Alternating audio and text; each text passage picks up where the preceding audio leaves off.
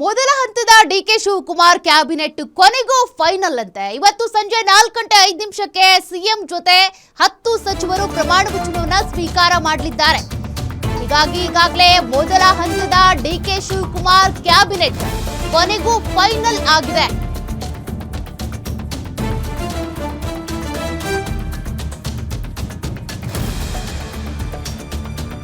ಹತ್ತು ಸಚಿವರನ್ನ ಫೈನಲ್ ಮಾಡಿರುವಂತಹ ಕಾಂಗ್ರೆಸ್ ಹೈಕಮಾಂಡ್. ಗ್ಯಾರಂಟಿ ನ್ಯೂಸ್ಗೆ ಎಐಸಿಸಿ ಮೂಲಗಳಿಂದ ಸಿಕ್ಕಿರುವಂತಹ ಮಾಹಿತಿ.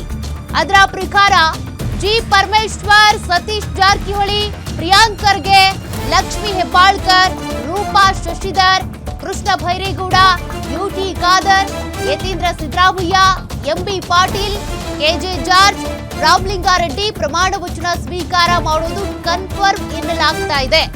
ಗ್ಯಾರಂಟಿ ನ್ಯೂಸ್ನಲ್ಲಿ ಅಂತಿಮವಾಗಿರುವ ಎಕ್ಸ್ಕ್ಲೂಸಿವ್ ಮಾಹಿತಿ ಇದು. ಡಿಕೆ ಶಿವಕುಮಾರ್ ಅವರ ಸಂಪುಟಕ್ಕೆ ಇವತ್ತೇ ಸೇರ್ಪಡೆ ಆಗುವಂತವರು ಇವರು. ಡಿಕೆ ಸಂಪುಟದ ಫಸ್ಟ್ ಲಿಸ್ಟ್ ಗ್ಯಾರಂಟಿ ನ್ಯೂಸ್ಗೆ ಎಕ್ಸ್ಕ್ಲೂಸಿವ್ ಆಗಿ ಲಭ್ಯವಾಗಿದೆ.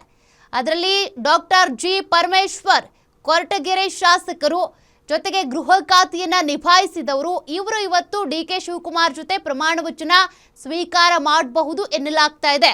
ಸತೀಶ್ ಜಾರಕಿಹೊಳಿ ಯಮಕನಕರಡಿಯ ಶಾಸಕರು, ಲಕ್ಷ್ಮೀ ಹೆಬ್ಬಾಳ್ಕರ್ ಬೆಳಗಾವಿಯವರು, ಇನ್ನು ರೂಪಾ ಶಶಿಧರ್, ಜೊತೆಗೆ ಪ್ರಿಯಾಂಕ್ ಖರ್ಗೆ ಚಿತ್ತಾಪುರದವರು, ಕೃಷ್ಣ ಭೈರೇಗೌಡ ಬ್ಯಾಟರಾಯನಪುರ ಶಾಸಕರು, ಯುಟಿ ಖಾದರ್ ಸ್ಪೀಕರ್ ಆದವರು, Yathindra, M B Patil, K J George, Ramalinga Reddy. ಮತ್ತಷ್ಟು ಡೀಟೇಲ್ಸ್ ಕೊಡ್ತಾರೆ ನಮ್ಮ ಪ್ರತಿನಿಧಿ ದುರ್ಗೇಶ್. 10 ಸಚಿವರ ಪಟ್ಟಿ ಫೈನಲ್ ಆಗಿದೆ ಎನ್ನಲಾಗ್ತಾ ಇದೆ. ಇವತ್ತು ಡಿಕೆ ಶಿವಕುಮಾರ್ ಅವರ ಜೊತೆಗೆ ಪ್ರಮಾಣ ವಚನ ಸ್ವೀಕಾರ ಮಾಡುವಂತ 10 ಸಚಿವರು ಯಾರು, ಇವರೇ ಕನ್ಫರ್ಮಾ? ಏನಾದರೂ ಚೇಂಜಸ್ ಇದೆಯಾ ಏನು? ಎಸ್ ಸೌಖ್ಯ. ಅಳೆದು ತೂಗಿ ಡಿಕೆ ಶಿವಕುಮಾರ್, ಸಿದ್ದರಾಮಯ್ಯ ಅವರ ಒಂದು ಹೈಕಮಾಂಡ್ ನಾಯಕರ ಮೀಟಿಂಗ್ನಲ್ಲಿ ಈ ಒಂದು 10 ಸಚಿವರ ಪಟ್ಟಿಯನ್ನು ಫೈನಲ್ ಮಾಡಲಾಗಿದೆ. ಮೊದಲ ಪಟ್ಟಿಯಲ್ಲಿ ಪ್ರಮುಖವಾಗಿರುವಂಥ ಈ 10 ಹೆಸರುಗಳು ಇವತ್ತು ಸಂಜೆ ಪ್ರಮಾಣ ವಚನ ಕಾರ್ಯಕ್ರಮದಲ್ಲಿ ಭಾಗಿಯಾಗಿ ಒಂದು ಸಚಿವ ಸ್ಥಾನವನ್ನು ಪಡೆದುಕೊಳ್ತಾರೆ ಅನ್ನುವಂಥ ಮಾಹಿತಿ ಗ್ಯಾರಂಟಿ ನ್ಯೂಸ್ಗೆ ಲಭ್ಯವಾಗಿದೆ. ಈ ಒಂದು ನಿಟ್ಟಿನಲ್ಲಿ ನಿನ್ನೆ ಮತ್ತು ಮೊನ್ನೆ 2 ದಿನಗಳ ಕಾಲ ಸಾಲು ಸರಣಿ ಸಭೆಯನ್ನು ಹೈಕಮಾಂಡ್ ನಾಯಕರು ನಡೆಸಿದರು. ಮೊದಲ ಹಂತದಲ್ಲಿ Siddaramaiah, D K Shivakumar, Mallikarjuna Kharge, Rahul Gandhi, K C Venugopal ಸಭೆಯನ್ನು ಮಾಡಿದರು. ಅದಾದ ಬಳಿಕ 4 ಜನ ಕುಳಿತರು. ರಾಹುಲ್ ಗಾಂಧಿ, ಎಐಸಿಸಿ ಅಧ್ಯಕ್ಷರಾದಂಥ ಮಲ್ಲಿಕಾರ್ಜುನ ಖರ್ಗೆ, ಸಿದ್ದರಾಮಯ್ಯ, ಡಿಕೆ ಶಿವಕುಮಾರ್ ಕುಳಿತು ಚರ್ಚೆ ನಡೆಸಿದರು.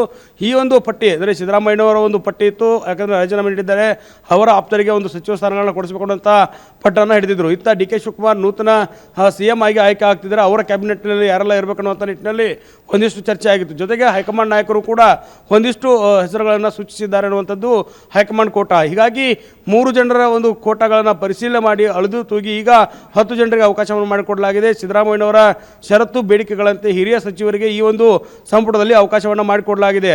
ಮೊದಲ ಪಟ್ಟಿಯಲ್ಲಿ 10 ಜನರು ಕೂಡ ಏನು ಈ ಹಿಂದೆ ಸಿದ್ದರಾಮಯ್ಯ ಸಂಪುಟದಲ್ಲಿದ್ದಂಥ ಸಚಿವರೇ ಇರೋದರಿಂದ ಯತೀಂದ್ರ ಅವರ ಒಬ್ಬರು ಕೂಡ ಹೊಸದಾಗಿ ಈ ಒಂದು ಸಂಪುಟದಲ್ಲಿ ಸೇರ್ಪಡೆ ಆಗ್ತಿರುವಂಥದ್ದು.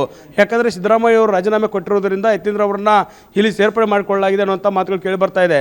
ಹೀಗಾಗಿ ಇವತ್ತು ಸಂಜೆ ಡಿಕೆ ಶಿವಕುಮಾರ್ ಅವರು 4:05 ಏನು ಅಧಿಕಾರ ಪದಗ್ರಹಣ ಕಾರ್ಯಕ್ರಮವನ್ನು ಮಾಡ್ತಾರೆ. ಆ ಒಂದು ಕಾರ್ಯಕ್ರಮದ ಜೊತೆಗೆ ಸಚಿವರ ಪ್ರಮಾಣ ವಚನದ ಸ್ವೀಕಾರ ಕೂಡ ಇರುವಂಥದ್ದು. ಪ್ರಮುಖವಾಗಿ ಪರಮೇಶ್ವರ್ ಅವರು ಮತ್ತು ಸತೀಶ್ ಜಾರಕಿಹೊಳಿ, ಪ್ರಿಯಾಂಕ್ ಖರ್ಗೆ ಈ ಹೆಸರುಗಳು ಮೊದಲ ಸಾಲಿನಲ್ಲಿ ಕೇಳಿ ಬರ್ತಾ ಇತ್ತು. ಸಿದ್ದರಾಮಯ್ಯನವರು ಇವರಿಗೆ ಆದ್ಯತೆ ಮೇರೆಗೆ ಒಂದಿಷ್ಟು ಅವಕಾಶವನ್ನು ಮಾಡಿಕೊಟ್ಟಿದ್ದಾರೆ ಅನ್ನುವಂಥದ್ದು.